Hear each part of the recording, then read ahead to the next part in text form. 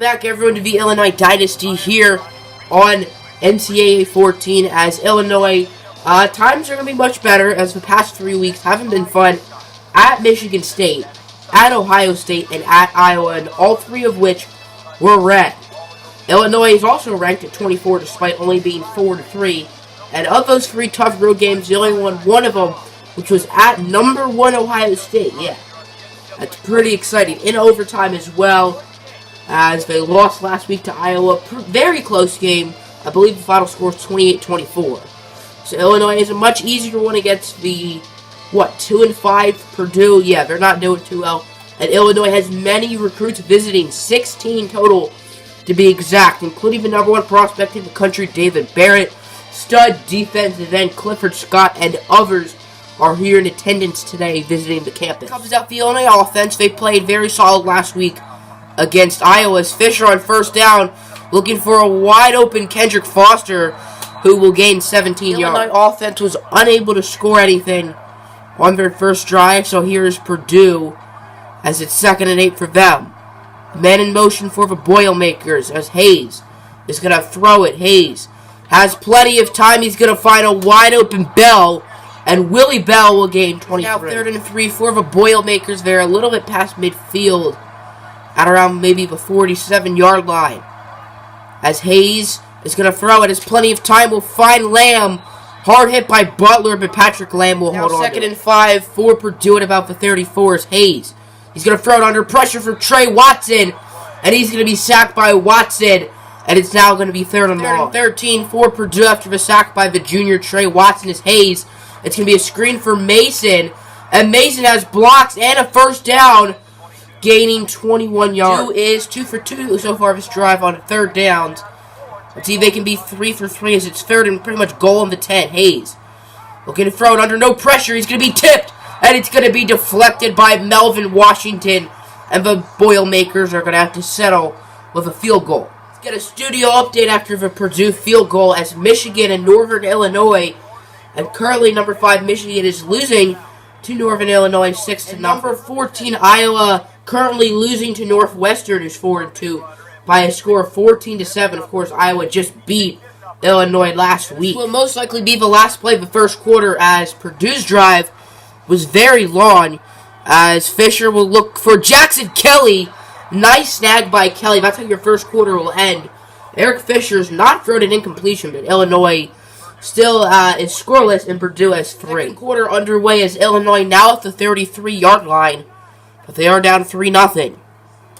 As Malik Turner in motion, Fisher will find Derek Hall. Hall gets a first down and will gain 12. Illinois is now at the 21-yard line. As Eric Fisher, fake handoff. Fisher looking for Kelly. Risky pass, and it's going to be intercepted by Carter. And Carter will be brought down at about the 11 or 12. Purdue gets the ball back, and Illinois does not score. As on first down, Nick Rodriguez, the nation's sack leader, will bring down George Hayes, bringing Purdue to about the 4 yards. Purdue is now at just the 2-yard line.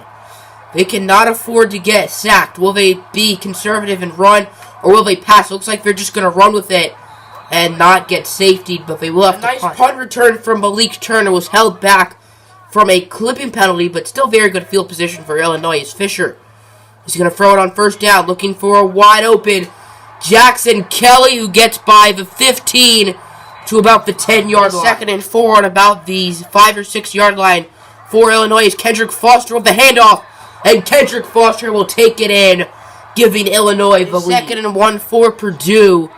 About 2.5 minutes left in the first half as Hayes throwing. Hayes has all the time in the world, and Hayes will find Patrick Lamb gaining 24. 2nd and 10 at about the 28 for Purdue. Man in motion for the Boilermakers. As Hayes will throw it. Hayes under pressure. He's going to be sacked by Butler, and Hayes will fumble it, but it will be picked up by Purdue. Now 3rd and long after the sack by Adam Butler. As Skinner, I guess the normal quarterback, got hurt, and then Marcus Miller with the sack, and Purdue is definitely out of field goal. Sacks. Illinois will get the ball back, and also Purdue's quarterback will return later in the game. He's fine. As Fisher On second down, scrambling.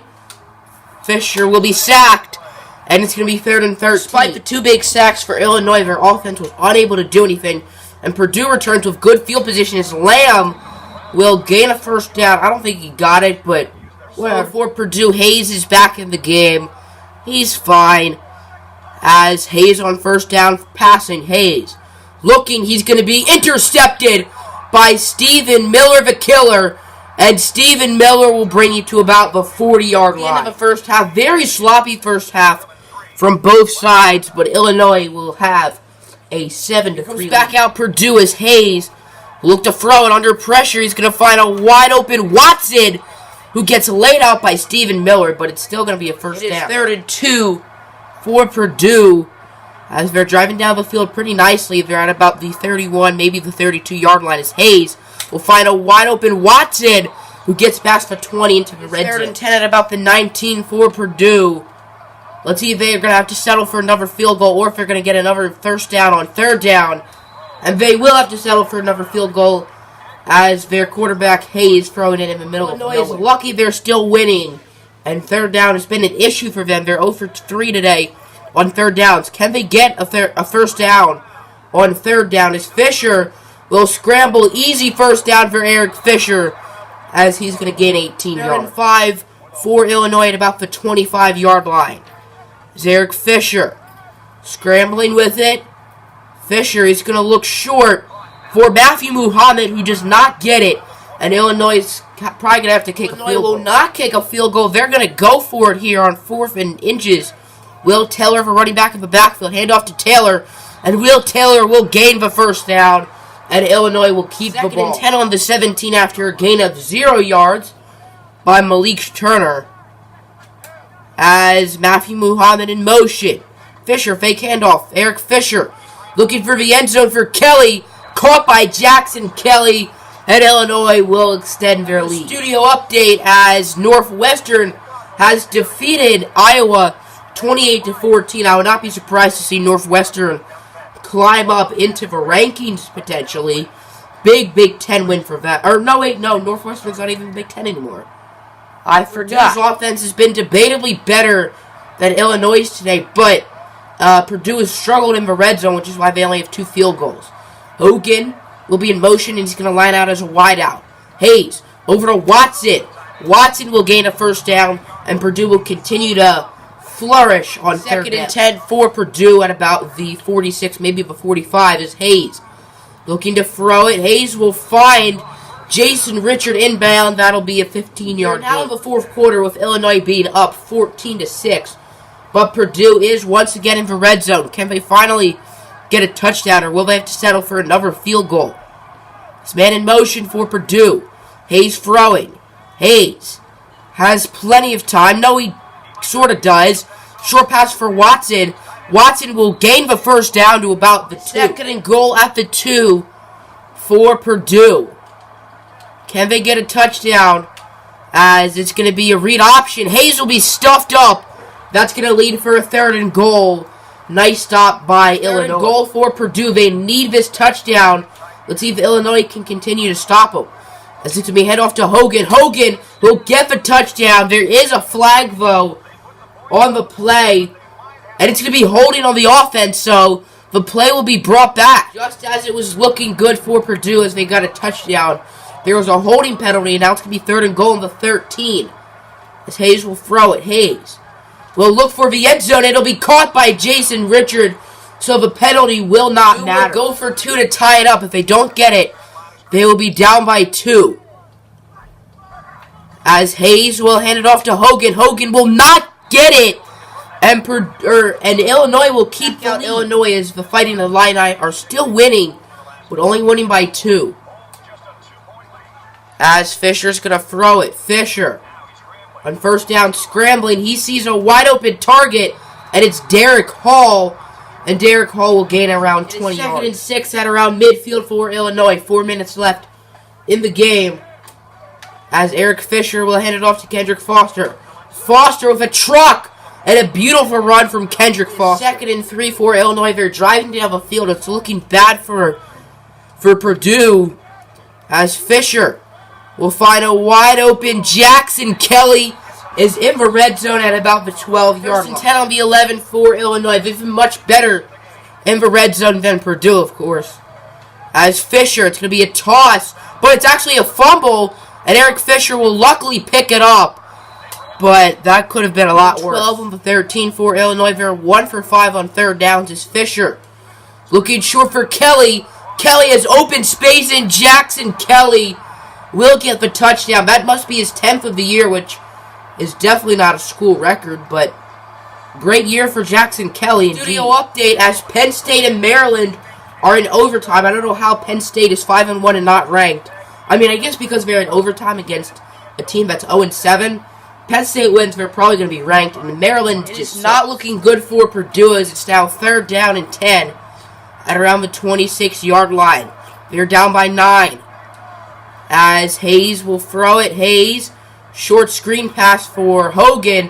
Hogan gets a block and will not get the first down, but it will be 4th and 1. If Purdue does not get it, it's pretty much game over. As Hayes will throw it. Hayes looking deep, and it's going to be caught by Lamb. Horrible coverage by Darsheem the Dream, and Patrick Lamb will get a touchdown. Purdue will go for an onside kick as they need this. And the onside kick will be picked up by Miller, and Illinois has most likely won this game. Wow, there's 3 Millers? I don't know if there was a Cody Miller. I know we have Marcus Miller and Steven Miller, who are both defensive starters, but looks like we have 3 Millers. Touchdown will pretty much take away any chance for Purdue to win this game. As Fisher, it's going to be a read option. Eric Fisher has the first down, and Eric Fisher will get to about the 25. Illinois has been running the ball well this drive, as Fisher's going to throw it on 3rd down. Interesting call. Fisher sees a wide open man in the end zone. It's Derek Hall. That's pretty much the game. Studio update for today's game is Maryland has defeated Penn State. Maryland will finally get a win, and Penn State, they're not going to be in the rankings. 6 seconds left for the Boilermakers. This is probably going to be the last play of the game, and Illinois will improve to 5-3. Purdue will go down to 2-6.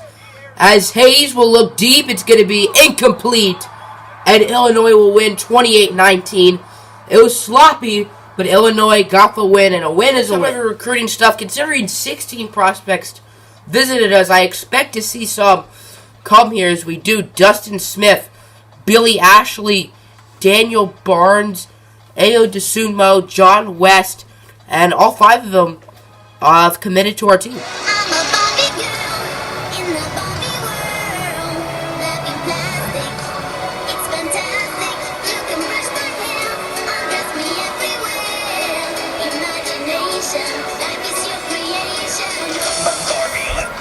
Hey, man!